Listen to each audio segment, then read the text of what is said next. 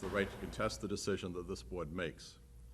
To appeal a municipality's decision on an abatement application, a taxpayer may appeal to either the Board of Tax and Land Appeals or to the Superior Court, but not both. Please contact the assessing department for more information. Please direct all testimony to this board and not to anyone in the audience. If you have questions, they are to be directed to the board, and we will get them answered. When directing testimony to this board, please announce your name and address clearly for the record. Please silence or turn off your cell phones. If you need to have a conversation, please feel free to step out into the hallway. Ms. Wally, are there any changes to today's agenda? No, there are not. Thank you. Does anyone have any questions before we begin?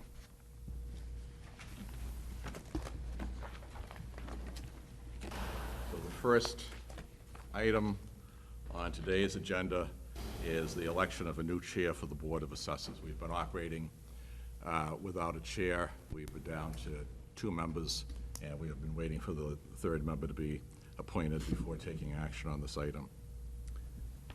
So, Mr. Chairman, I'd like to nominate Dan Hansberry as a new chairman of the Board of Assessors. I would second that. are there any other nominations? So, this is a little awkward, but, okay, so Dan Hansberry is the one person who's been nominated for the Board of Assessors. Call a roll call. Mr. Early? Yes. Mr. Bergeron? Yes. Mr. Hansberry? Yes. Thank you very much. You're welcome. Okay. Is there a motion to waive the reading of the minutes, both public and non-public, of the previous meeting, accept them and place them on file? So moved. Is there a second? I'll second. Are there any errors or corrections? All those in favor of approving the minutes as presented signify by saying aye. Aye. Opposed? Ayes have it. Motion carries. Is there a motion to approve the Board of Assessors decision report from the June 27th, 2019 meeting as presented? So moved. Is there a second? I'll second. Any discussion? All those in favor signify by saying aye. Aye. Aye. Aye. Opposed? Nay. Ayes have it. Motion carries. New business. Yes. I don't think it matters. No, I think it's Oh, okay. it's okay. Yeah, it's all right. Okay. So new business. Ms. Kleiner, Administrative Services Director, is going to provide us with a division update. Good morning, members of the board. I have provided a written copy, and there are copies over there next to the agenda for the public. So we have a number of developments happening at the moment. Probably the most exciting being, as of yesterday, residents can now view their property cards online from computers in their home. This is a project that was identified in the improvement plan presented to the Board of Aldermen back in April. It took some time to figure out how we were going to link these PDFs. So we thank our IT department. We thank Patriot Properties for working with us. And as of yesterday, they're pretty clear when you pull them up, and they're viewable a lot easier than I had expected. So that happened, and we did let the Board of Aldermen know last evening at a finance meeting. So last evening, we were at finance for 2 contracts. A GIS renewal contract, and as you know, assessing relies on GIS pretty heavily, and we work very closely together. That was approved. There was also a contract before them for the upgrade to Assess Pro 5, and that was approved. So that upgrade to Assess Pro 5 would bring us up to date with the latest software offered by Patriot Properties. Our Assess Pro Classic that was installed in 2004 has not been updated since it was installed. I included in your packet here some of the increased functionality that we will get from the upgrade. We did meet last week on the 24th, all staff, and myself, IT, and Corporation Counsel were in a meeting, and we saw a demo of the new system. We did find that there are some real issues that are going to be addressed with this upgrade. So as you know, one of the things that we've been working on with IT is moving over from our exemptions and abatements from the admin system. We want to get those into AssessPro. There was a little bit of backup with what fields will be needed in AssessPro to store that data. It's actually going to be easier in the new version than it would have been in AssessPro Classic, so that's an added benefit as well. Also new is starting a couple weeks ago now, every Monday morning, the assessors and I are meeting. We are reviewing upcoming assignments. We're talking about the current workload, and we're reviewing specific properties. So we meet for about an hour every Monday morning. I also included an update on the workload and some of the abatements that have come through to the board, the exemptions and the credits, and just so that you would have that data available to you. We are going to be scheduling training for the new AssessPro version, so that's going to take some time with our staff. They're also working on spring reviews, building permits, and sales. So it's still a very busy time in the department, even though we've kind of worked on the abatements and gotten over the mass of those. It still remains a very busy time. Thank you. Are there any questions? No. No. Ms. Klein, just one question. We had 376 abatements originally was the number that was cited, correct? Yes. And now we've got 320 and pending are 82, so that's 402. Is that because the 22 were captured under public service, is that? So the 22 that weren't in the original number that I think that you were looking at, we weren't including those when we were talking about abatements that would be coming through to the board. Okay. All right. Thank you. There are no communications, correct, Mrs. Wallace? Since the agendas That is were- yeah. correct. Okay. All right. Mr. Dame? Yes, Yes. You Good. have something for us. thank you. Good morning, board members. Douglas Dame, Commercial Assessor, City of Nashua. I have one large industrial property at 141 to 143 Burke Street that I'd like to present to the board. This is what is known as an in-house correction, and well, usually matters requiring action don't require action by the board, but I thought, given that this is a notice of an assessment revision or in-house correction, based upon my recent inspection of this property a while back, and it involves a city property that might sell at some point in the near or distant future, I thought I'd bring it before the board and provide you with some information ahead of time. This property has been deemed surplus and has suffered from lengthy vacancy since its acquisition by the city. It's also suffered from vandalism. Should it convey at some point in the future, I'd like the board to have an understanding of the background behind this sale. So if there are any questions, I'd be happy to take them at this point. So this is strictly informational, and there's no Correct. actions required. There's no vote necessarily needed. Any questions? Doug, the property, is it subdividable at all? 27 acres seem like a huge lot for just one building. Correct. Do you know if the prospective buyer has any intention of adding buildings or subdividing the property? The property's actually been subdivided. Another city department identified the need for a strip of land from this Right. original parcel, and that has actually been accomplished, that's been done. So should the property convey at some point in the future, it would be a somewhat reduced size, and I reflected that in my revised assessment. Okay. Mr. Bergeron? Yes, just a further question, and I suppose it's partly speculation.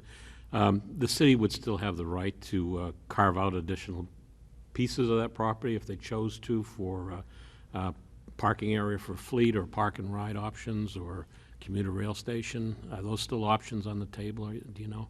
I don't know that for a fact. All I know is I was told by economic development that there was an intention, and this has actually happened, that a parcel of approximately 2.5 acres of industrial land was carved out, and that has been approved by the planning board. The plan has been recorded at the Registry of Deeds, and what is being marketed now is a smaller parcel compared to the original.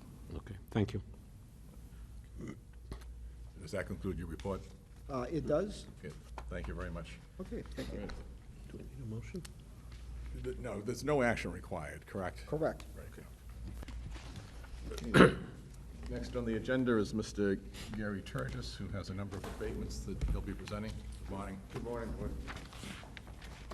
The first statement I have on the agenda is 21 Clement Street in Nashua. It's a Cape-style home, and I was wondering if the board has any questions regarding the information that was provided.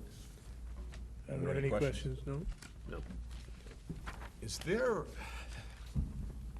an upward bias, price-wise, on these properties since the college is slowly buying up the neighborhoods in that area? Does that have an impact on price? I haven't researched that at this point to verify any of that information. This property at this particular subject property was had errors, corrections that needed to be made on the property based on condition. I can research that further to verify the sales information and see if the sales are reflecting that at this point in time. I don't know, that's probably not necessary. I was just wondering if it was something you knew. I don't know that. Okay. All right. Okay. All right, is there a motion relative to 21 Clement Street?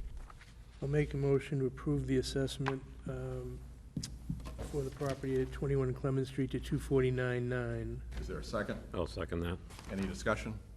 All those in favor signify by saying aye. Aye. Aye. Aye. Opposed? Nay. Ayes have it. Motion carries.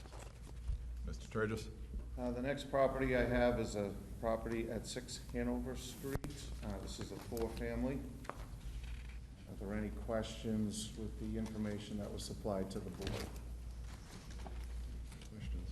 No, no questions. No questions. So is there a motion relative to the property located at 6 Hanover Street? I'll make a motion to approve the assessment for the property located at 6 Hanover Street to 317,600.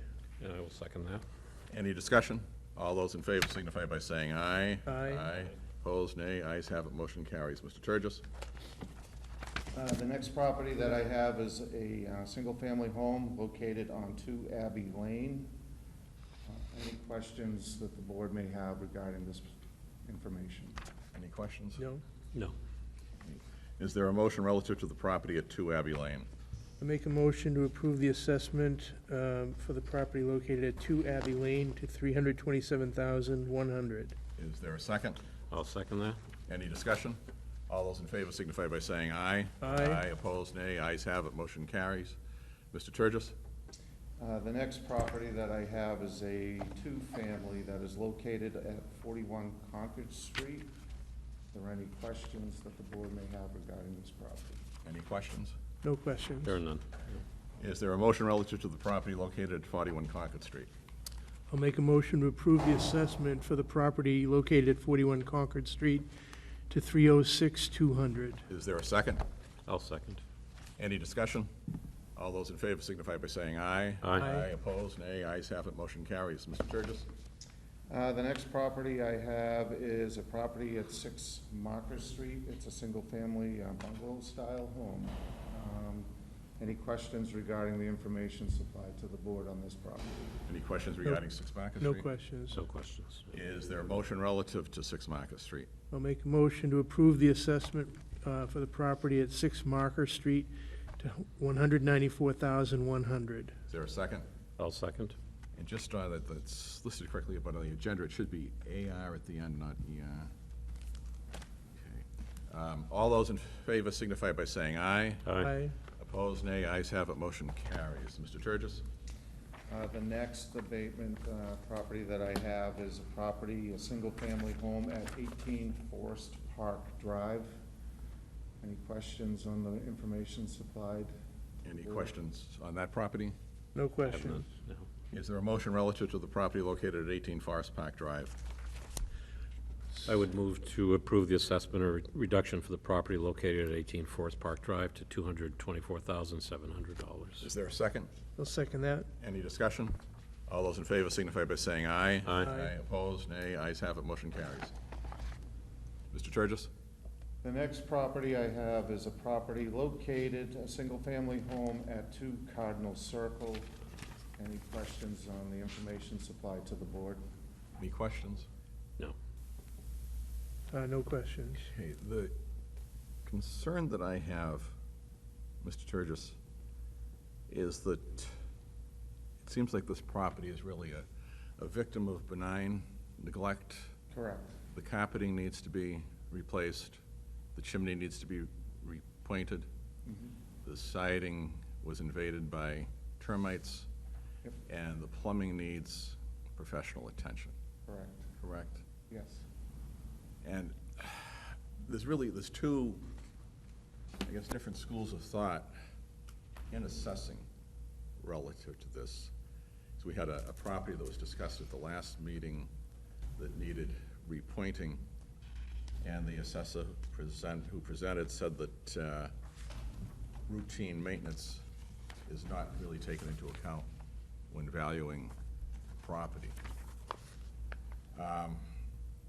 Based on what I've read, if you take a property, in this case, this is about a $400,000 property, you should allow 1% to 2% of the value of the home on an annual basis to conduct routine maintenance. So somebody who owns a $400,000 home on an annual basis should expect to put $4,000 to $8,000 into that home to stay on top of it.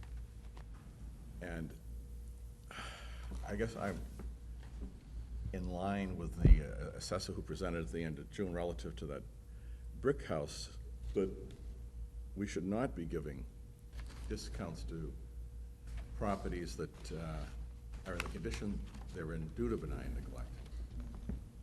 In this case here, this property has had deferred maintenance. This was stuff that was neglected and never looked at.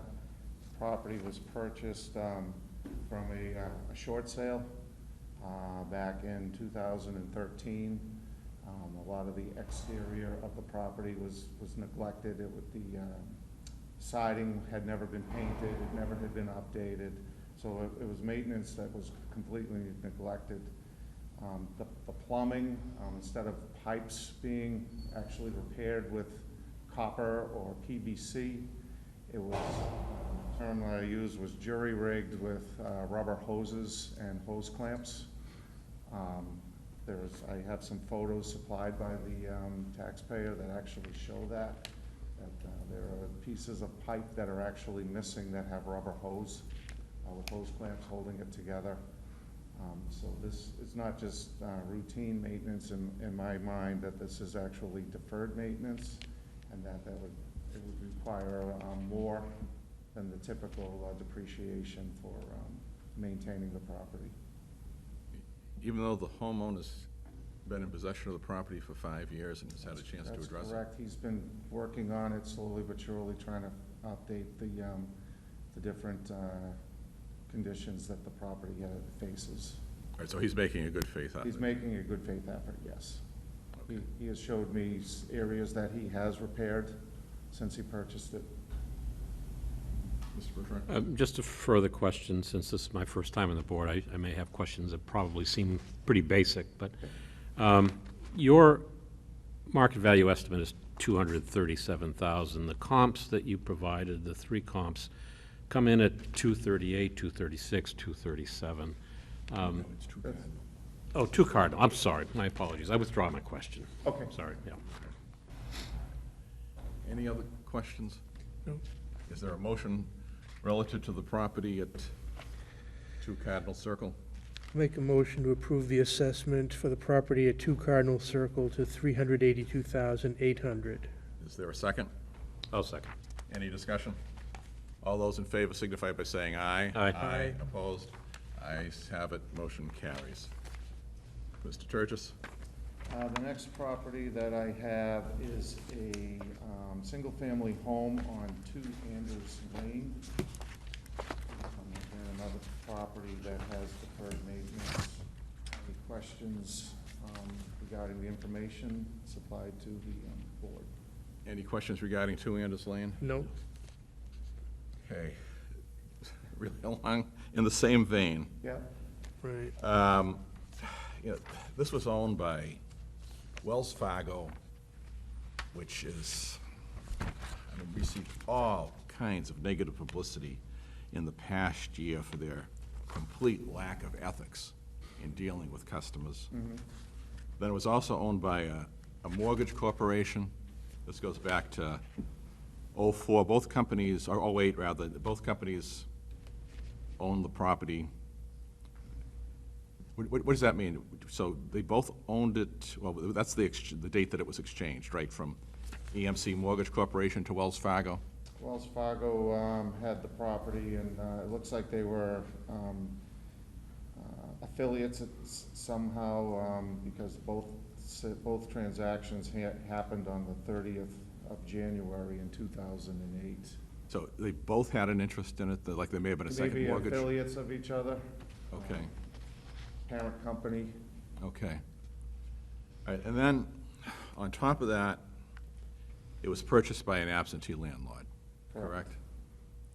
Does this house overlook the golf course?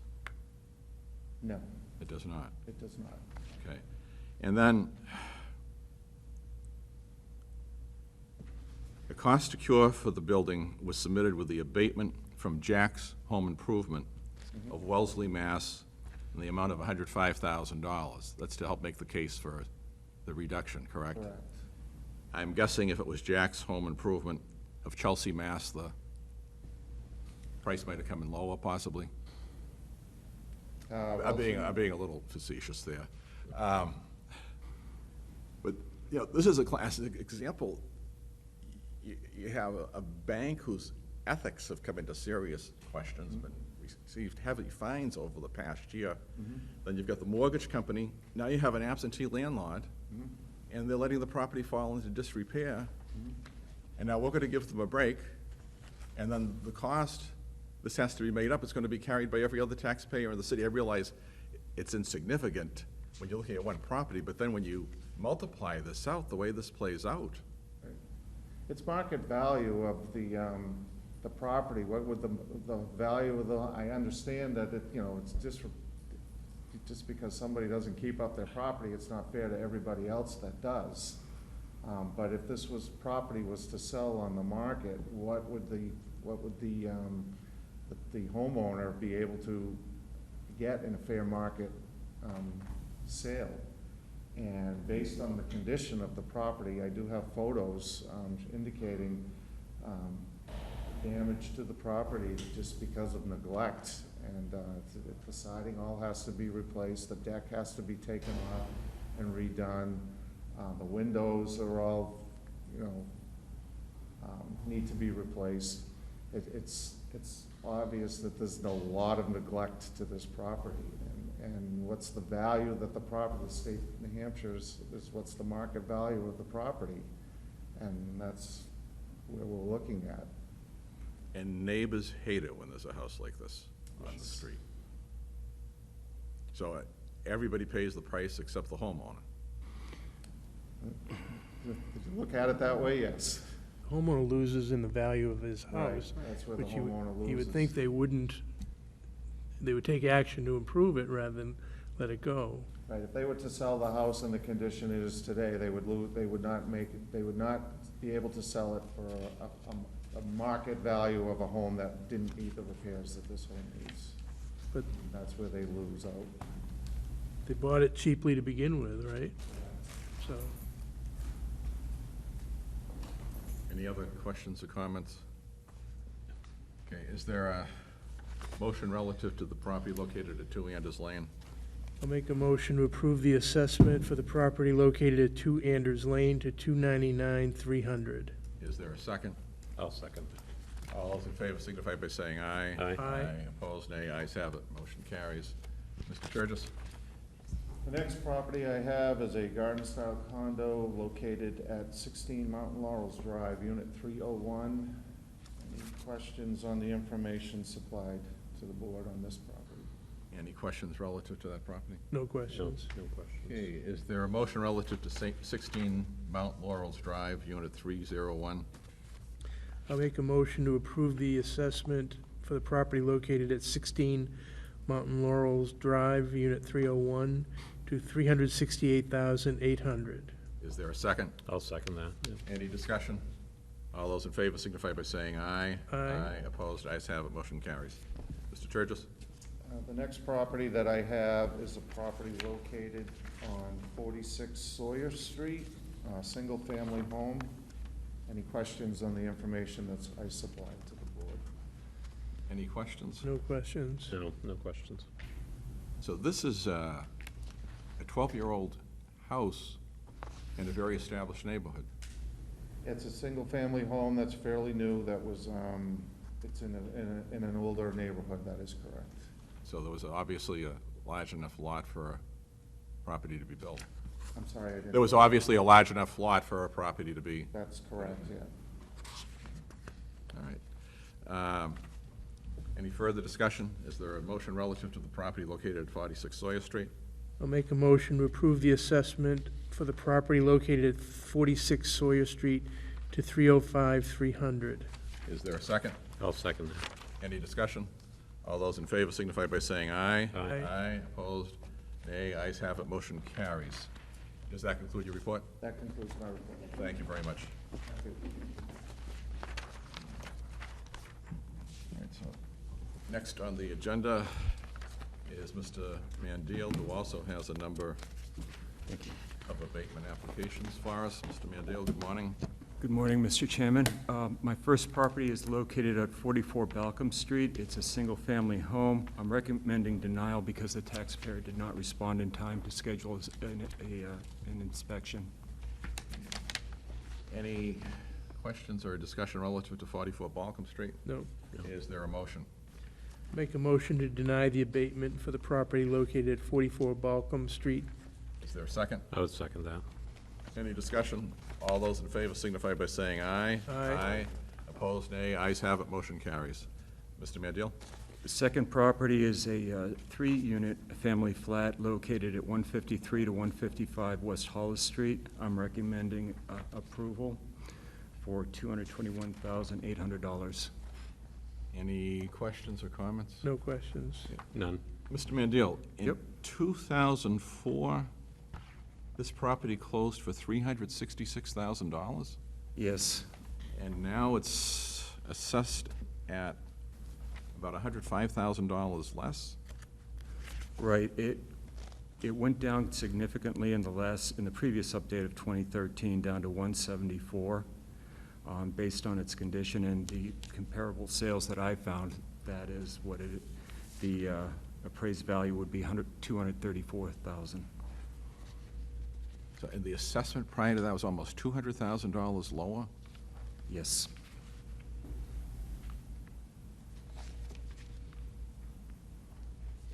How common is that?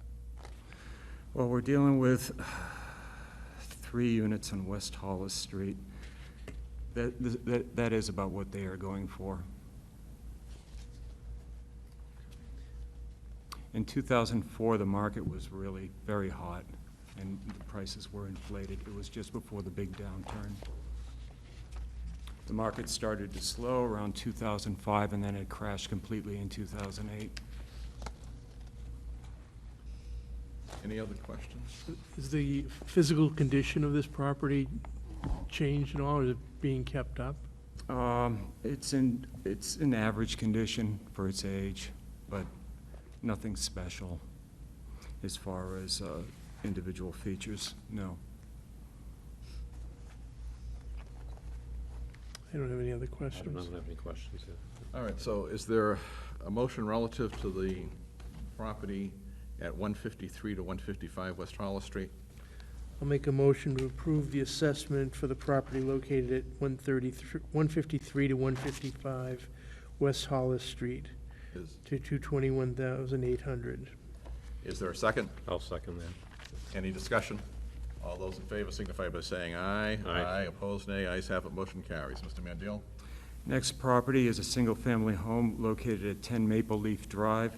The taxpayer actually had an appointment scheduled. She canceled it, did not respond to numerous requests to reschedule, so I'm recommending denial. Any questions? No questions. Is there a motion relative to 10 Maple Leaf Drive? I'll make a motion to deny the abatement for the property located at 10 Maple Leaf Drive. Is there a second? I'll second that. Any discussion? All those in favor signify by saying aye. Aye. Opposed? Ayes have it, motion carries. Mr. Mandiel? My last property is a 3-unit family conversion-style home located at 11 Middle Street. I'm recommending approval for $245,500. Any questions? No questions. I have no questions either. Okay, this is a similar situation. Yes. It sold for $373,000 Yes. in And in 2000. 2010, it was assessed at $225,000. It went down again to $207,000 in 2013. Very similar. Okay, so- All right, any other questions, discussion? All right. Is there a motion relative to 11 Middle Street? I'll make a motion to approve the assessment for the property located at 11 Middle Street to $245,500. Is there a second? I'll second that. Any discussion? All those in favor signify by saying aye. Aye. Aye, opposed, nay. Ayes have it, motion carries. Does that conclude your report? It does, thank you. Thank you very much.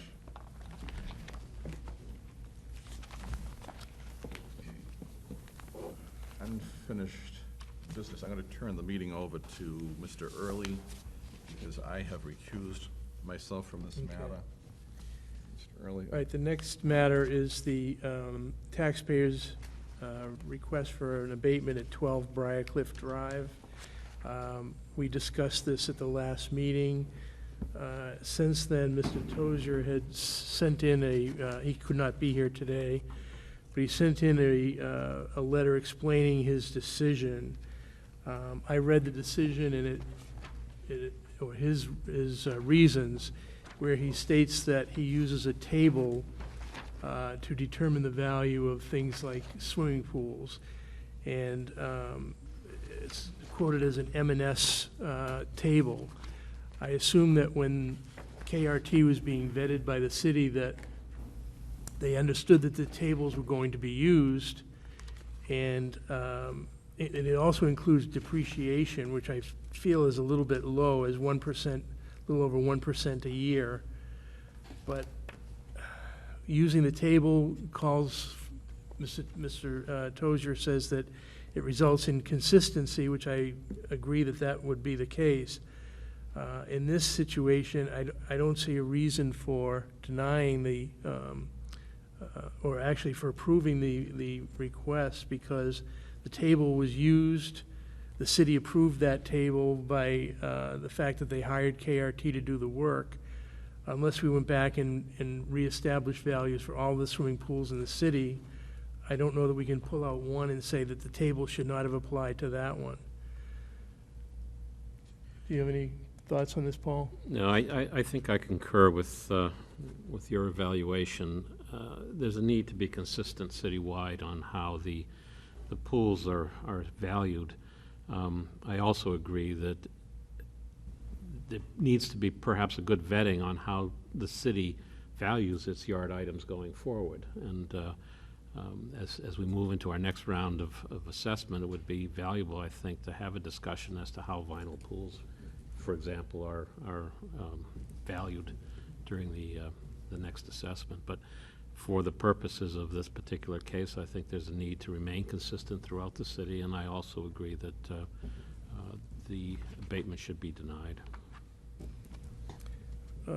Any further discussion? We get a motion to, I'll make the motion to deny the abatement for 12 Briarcliff Road. Is that what it is? I'm sorry. 12 Briarcliff Drive. Okay, and I will second that motion. No more discussion. All those in favor? Aye. Aye.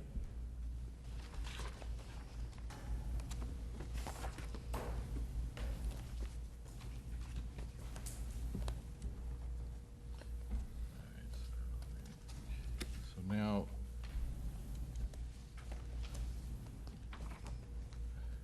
we move on to public comment. We have one person who has requested to speak. Mrs. Ortolano, would you come forward?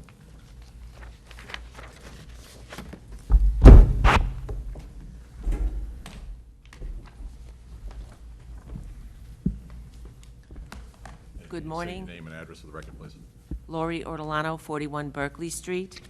A couple things I wanted to address this morning, and I thought I would need the screen. I was going to print out some stuff, but I ran out of time. I'm working on the hearing for next Tuesday, and I got waylaid on my paper for the state, and I didn't print out papers, but there is information here I could go over. The welcome statement that you folks read at the start of the meeting says, "Please direct testimony to this board and not to anyone in the audience. If you have any questions, they are to be directed to the board, and we will get them answered." I've been coming here for quite some time now, probably 7 or 8 months, and it's my observation that you don't answer any questions. And I'm not talking just mine or submissions of letters. It's anyone else who's come here as well. I'm not certain I can think of an instance where you've provided answers or gone back and got answers for the public.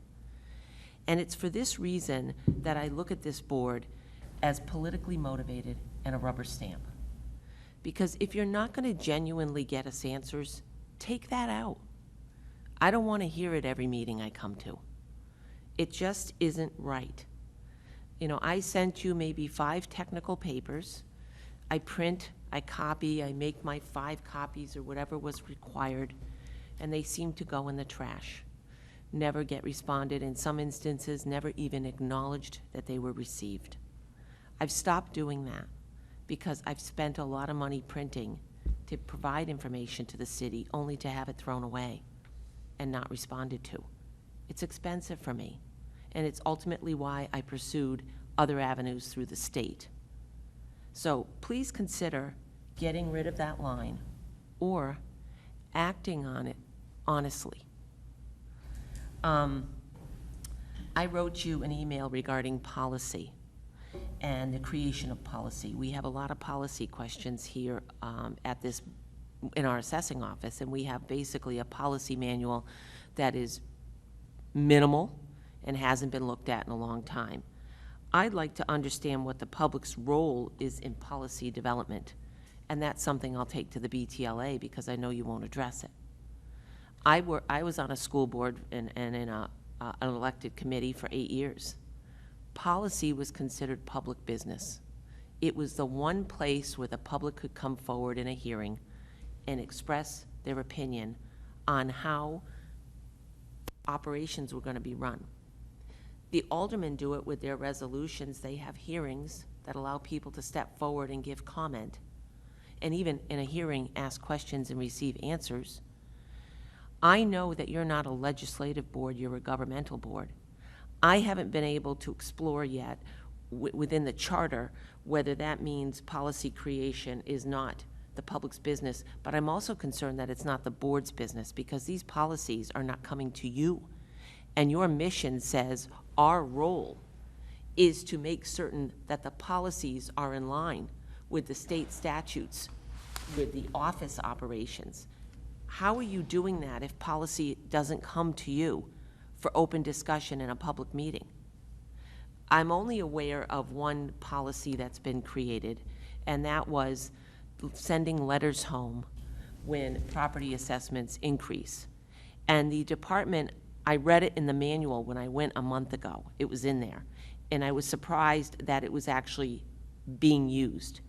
It's put together with a fixed number. For $20,000, for a $20,000 increase, they're going to send a letter home. Every individual in the community that I showed that policy to commented that it shouldn't be a number, it should be a percent, which some people immediately said. Some of the business leaders immediately said it should be a percent. I agree with that. If you take a $150,000 home and you increase it $20,000, it's a 15% increase, and that's your margin to notify the property owner. That's a hefty increase for somebody with an escrow that they have to pay. If you put a $20,000 increase on a $600,000 home, that property owner is experiencing a 3% increase. That's substantially different and may not be as significant to that owner. I would like to see a percentage picked whereby it triggers a letter based on percent increase. Decide what you want to use and send it. But I think to fix the number at 20 grand really isn't correct. And I thought this policy was going to come forward so I'd be able to speak to it. I sort of hung back, waited 3-4 months, and then I saw it in the book a month ago, and it's acted on. But I never saw it approved by you. And I never saw it discussed in a public meeting by you. Secondly, there is an additional policy I'd like you to consider, because I've done a lot of work looking at property files. Unqualified sales, no market, family sales, tenant lease sales, any of these things, foreclosures. I have not found good evidence that our assessors are qualifying these properties. A question would be, how do you qualify an unqualified sale? My opinion would be, it would be almost like doing an abatement. You take the house, you'd look at comps, you would see what comps look like, and you'd set a value for the home. I have never seen anything in a property file that tells me how an unqualified sale is qualified, or any paperwork that does it. More often, I see them ignored. Or the assessment level that they're at, let's say it was at 320 and the house sold for 280 and it was unqualified. The assessors are more apt to leave it at 320, which is not necessarily typical what they do with other qualified sales with MLS data. They tend to raise them or adjust them or look at the pictures. I mean, there's a fair amount of data they miss, but that's, for all of the non-qualified sales, I'm not seeing evidence of that. I would like any non-qualified sale or unqualified sale property to receive a letter from the assessing office saying we have qualified your property and this is your assessment level. Because it puts ownership on the assessors that this job is being done and they are seriously looking at this data. It's not a great deal of data. It's not a lot of extra letters. So I don't think it's a big cost issue, but I think it would have a substantial benefit. Because a gentleman came in here last meeting, Mr. Durant, and his sale was looked at as unqualified. Looking at his property and speaking with him, it was definitely more qualified than unqualified. Ours was a qualified sale in 2013, even though it was cash. Ours should have been looked at a little bit too. What was the arrangement with that when there's no bank financing? So, I don't think anyone really qualified his sale. They just turned around, you folks, and said, well, it was 321 and now it's 398. That's good enough. That's good. In a year it increased 60 or 70 grand. That's good. So that's a second issue with policy. I reread the minutes from the last meeting and it was just a depressing, sad experience for me. I was so disappointed, Dan, in how you spoke about me. I feel I'm a better person and deserve better treatment. I feel that this board, under the mission, represents taxpayers. And once again, this political rubber stamping board represents the city and not the taxpayer. I feel you should have reached out to me to ask what my story was, rather than script something that was inaccurate and wasn't my story. I've asked repeatedly for KRT to provide the emails where we asked that the neighborhood be changed, and I've received no data. I know if I sat at this microphone and misrepresented you the way I've been misrepresented, you'd be furious. You'd speak out strongly because you sit in the seat of leadership. I don't have the opportunity, and I have to take it. And it disheartened me so much to reread those minutes. The justification of my abatement was based on sale data from 2007 by this board. And I feel strongly that as a taxpayer, I have to follow a strict set of rules to abate as anyone else does. I have to use sales data within the year window period of the tax year I am abating.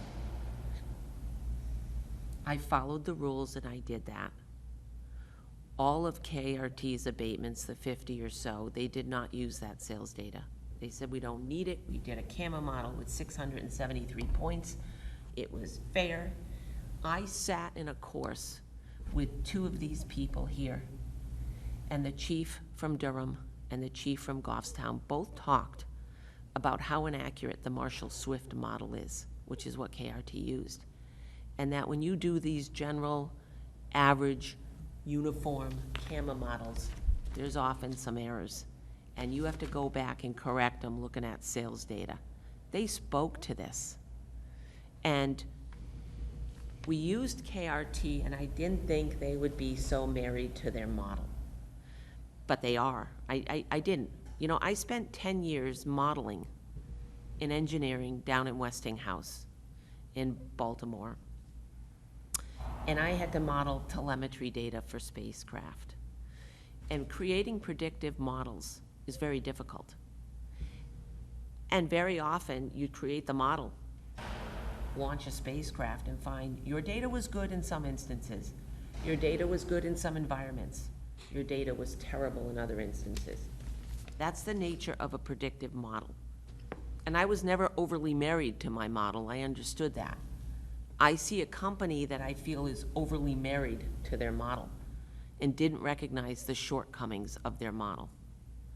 So when you pulled out 2007 data and said 41 Berkeley Street sold for $600,000 in 2007, so to move it to 651 in 2017, 8.5% seems reasonable. Yep, you guys, the two of you agreed and said, that's reasonable.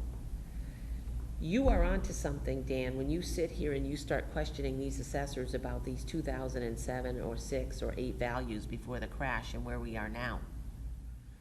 I believe our 2013 reevaluation, we went the wrong way on that in many instances. Berkeley Street was cut $100,000 in 2013, and 4 months later when they complete their model, I buy high. I'm completely on the other side of what they modeled. And this BTLA will see this information. This is the unsold versus sold homes issue. It's very apparent, and you are onto something. Other communities might have corrected their data better. For some reason, we didn't. So 11 Chester Street is a house very similar to mine that sold in 2007 as well, and it was refurbished. It sold for $615,000. I sold for $600,000. It's on the lower part of Berkeley, which is considered not as nice because it's between Layton and Cortland. It does receive more of a land discount. Back then, it was only about $10,000. But that sold for $615,000 and didn't have another sales point after that. The market crashed in 2008. The assessment was cut $160,000 in cuts in 2009 and then 2013. And in 2019, it sits at $434,000. Fully renovated. That was my property under those renovations, fully done by 2008. But I bought again in 2013 high, and you had a point. So you used that point to slam me up to 700,000. And you recognized, or the model recognized, we were too high, and they were willing to take it down minimally, 2%. KRT was willing to come in and make another adjustment, though very reluctantly. He was very clear that he didn't want to drop the EYB on our house. So I guess I should feel special, and I got a gift. 14 Chester Street sold in 2006 for $562, prior to peaking up into 2008. That was a rising home. They pulled $70,000 of permits since then and have done some really nice renovations that our assessors have recognized as very good grade. Bathrooms and kitchens, closed in a open porch. That house sits at 413. 38 Chester Street, across to me to the left, sold in 2008 for $530. It had another sales point in 2017 for $570. But KRT assessed it at $508. And then there's us, and we're at $651.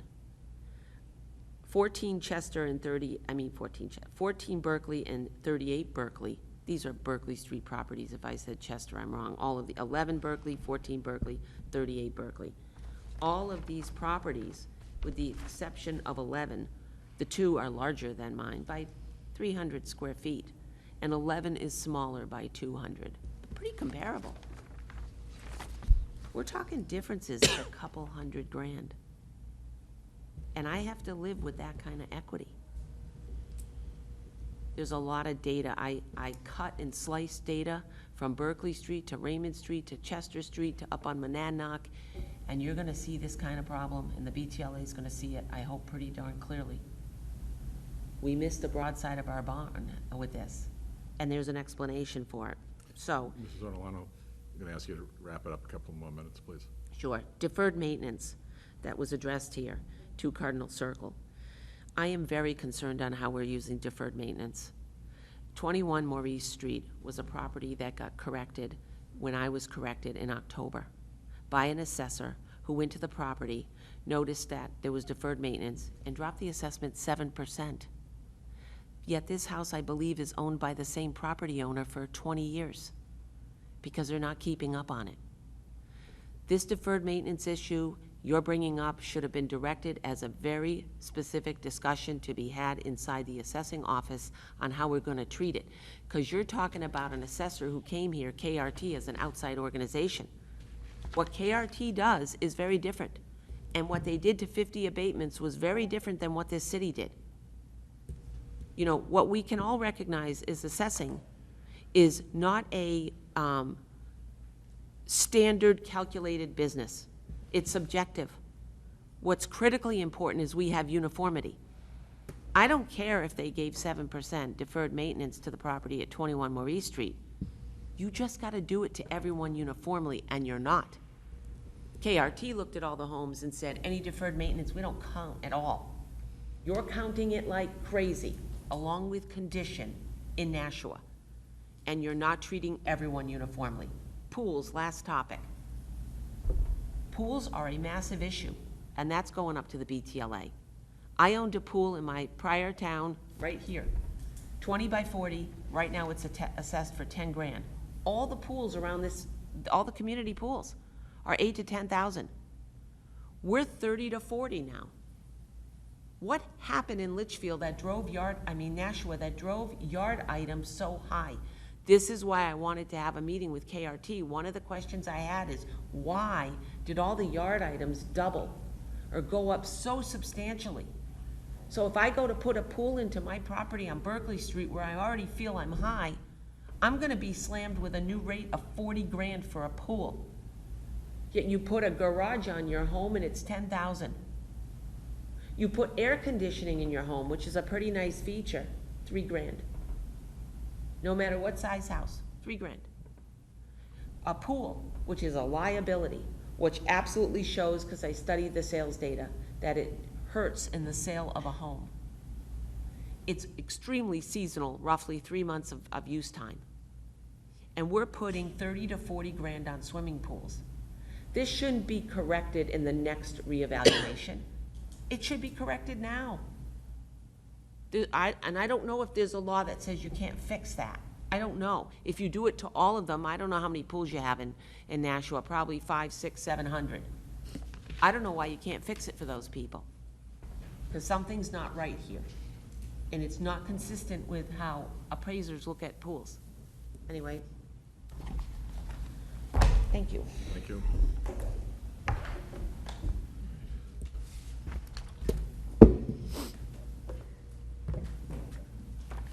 Are there any comments by members of the board? I don't have any comments. All right, Ms. Mazzarol has arrived. So is there a motion to, let's see, do we have the motion? Do you have the motion, Mrs. Wally? I'll make a motion to approve the We disabled. gotta go to non-public, right? I think so. Yeah, exemption's non-public, right?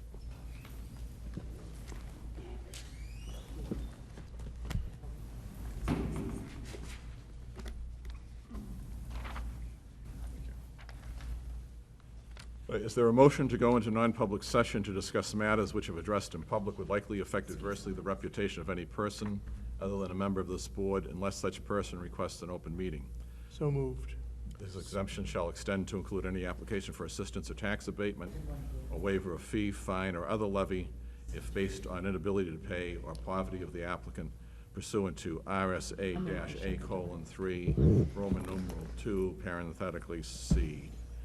And the motion was made by Mr. Early to go into non-public session. I will Is there a second it. second? I'll second it. Mr. Early? Yes. Mr. Bergeron? Yes. Mr. Hansberry, yes. So, Ms. Wally, we are in non-public session by my watch at 9:13. Okay, so we're out of non-public, Ms. Wally, at 9:16. Okay.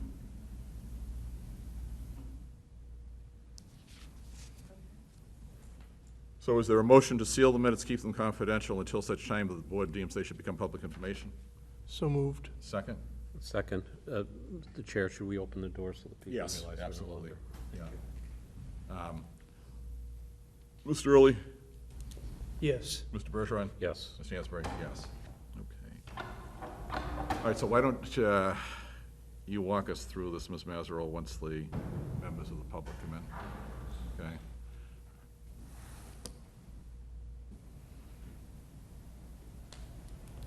Is anyone coming back, Mr. Turgis? No, okay. I did not see anyone. All right. Okay, so the first one then would be the disabled exemptions with a recommendation of approval, correct? Correct.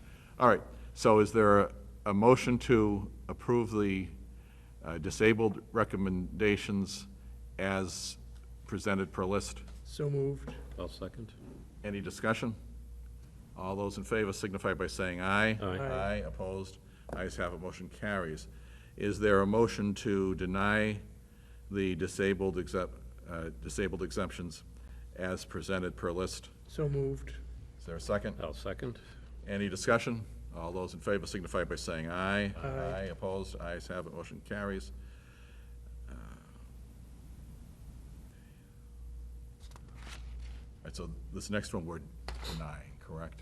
Is that- We have to accept the late filing and then deny it. Accept the late filing, okay. All right, is there a motion to accept the late filing of the elderly exemption application due to accident, mistake, or misfortune? So moved. And I'll second. Any discussion? All those in favor signify by saying aye. Aye. Opposed, nay. Ayes have it, motion carries. Is there a motion to deny the late filing of the elderly exemption Also move. due to the fact that it exceeds the asset limit, correct? It is presented in number 5 as well. All those, any discussion? So number 3 asks you to accept her late filing. And then in number 5, she is included with the other elderly that I am recommending denial. All right, so we don't need a separate motion then? No. Okay, so, all right, so motion's withdrawn, all right. I'm sorry, don't we need the motion to deny the three? Well, it's gonna be captured in number 5, correct. But we gotta do, we haven't done number 4 yet. We have to do number 4, then number 5. Right. You're right. Right, so we've withdrawn the that motion, okay. So is there a motion to approve the elderly exemptions as presented per list? So moved. Is there a second? I'll second. Any discussion? All those in favor signify by saying aye. Aye. Opposed? Nay, ayes have it, motion carries.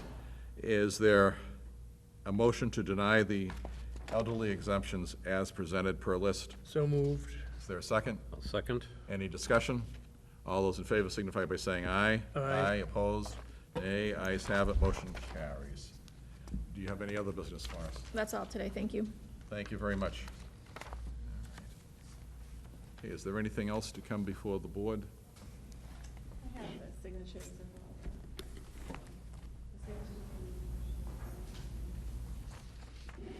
Okay, so we can adjourn, and then, Yeah. and then you want a non-meeting after this meeting, correct? Yes, we'll adjourn to the legal office. Right, okay. So, Make a is, motion to adjourn. okay, is there a second? I'll second. All those in favor signify by saying aye. Aye. Aye, opposed? Nay, ayes have it, motion carries. Meeting stands adjourned at 9:20.